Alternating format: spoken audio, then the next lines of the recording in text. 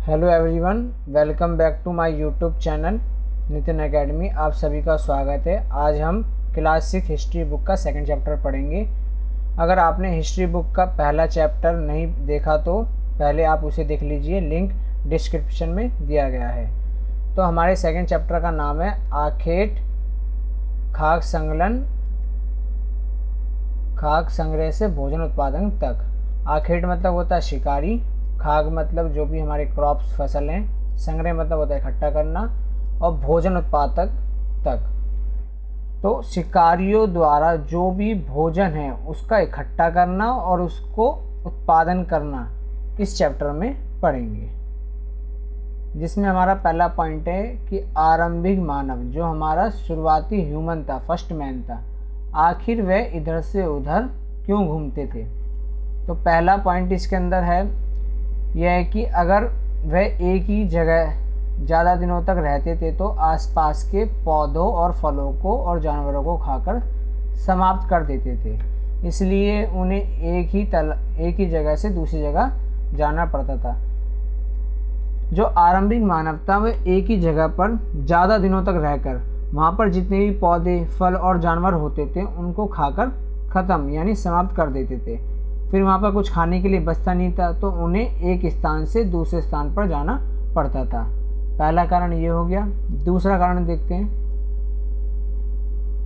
दूसरा कारण यह है कि जानवर अपने शिकार के लिए, जो जानवर होते थे वो अपने शिकार के लिए, जैसे हिरण के लिए, मवेशी के लिए, वह एक जगह से दूसरी जगह जाते थे। तो इन जानवरों की तलाश में जो आरंभिक मानव था इनके पीछे पीछे जाता था, जिससे उसे एक स्थान से दूसरी जगह स्थान जाना पड़ता था। तीसरा कारण यह है कि पेड़ और पौधे में फल फूल अलग अलग मौसम में आते हैं, इसलिए लोग उनकी तलाश में उपयुक्त मौसम के अनुसार अन्य इलाकों में घूमते होंगे। जो फल हैं, फूल है, ये अपने सीज़न वाइज आते हैं, तो इनकी सीज़न के हिसाब से जो आरंभिक मानव था इनकी तलाश में मौसम के अनुसार अन्य इलाकों में घूमता था। चौथा कारण है आरंभिक मानव को पानी, नदियों और तालाबों की तलाश में इधर उधर जाना पड़ता था। जो आरंभिक मानव था उसे पानी, नदियों और तालाबों की तलाश में इधर उधर जाना पड़ता था। पानी की तलाश में खाली आरंभिक मानव नहीं जाते थे, वहाँ पर जितने भी जीव जंतु जानवर होते थे वो भी जाते थे। तो जैसे ही जीव जंतु भी पानी की तलाश में नदियों के पास आते थे, तो उसी तरह आरंभिक मानव को पानी के साथ साथ वहाँ पर कुछ जानवर मिल जाते थे जो उनके लिए आहार का काम करते थे। अगला हमारा पॉइंट है आरंभिक मानव के बारे में हमें जानकारी कैसे मिलती है। तो आरंभिक जो मानव है उनके बारे में हमें कैसे पता लगता है, तो उसकी जानकारी हमारे को पुरातात्विक द्वारा मिलती है। जो पुरातात्विक होते हैं वे पुरानी चीज़ें जैसे औजार हैं, हथियार हैं, ईंटें की इमारतें हैं, जितने भी पुराने साक्ष्य हैं उनके बारे में अध्ययन करके हमारे को जानकारी प्राप्त कराते हैं। जैसे इसमें दे रखा है, पुरातात्विक को कुछ ऐसी वस्तुएं मिली जैसे औजार, हड्डियाँ और पेड़ों की छाल, पत्थरों के औजार से जानकारी प्राप्त होती है। जितनी भी पुरातात्विक होते हैं वो जितनी भी पुराने साक्ष्य हैं, औजार, हड्डियाँ, पेड़ों की छाल, पत्थर के औजार, इन सब पर अध्ययन करके हमारे को जानकारी प्राप्त कराते हैं कि आरंभिक मानव किन किन वस्तुओं का उपयोग करता था और कैसे कैसे अपना जीवन यापन चलाता था।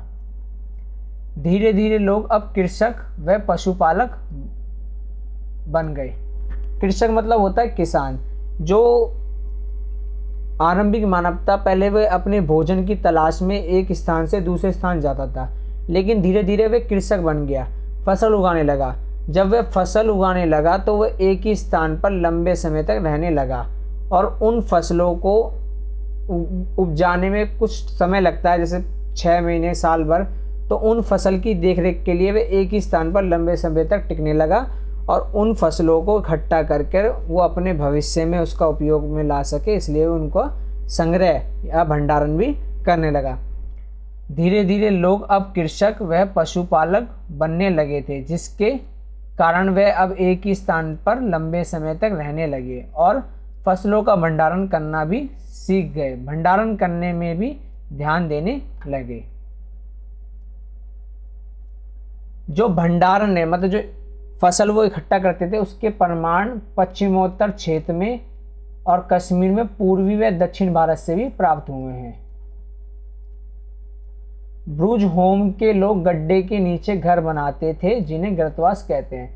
जो ब्रूज होम के लोग थे वह गड्ढे के नीचे घर बनाते थे जिन्हें गर्तवास कहते हैं। तो वो गड्ढे के नीचे घर क्यों बनाते थे, तो उसके कुछ कारण हैं।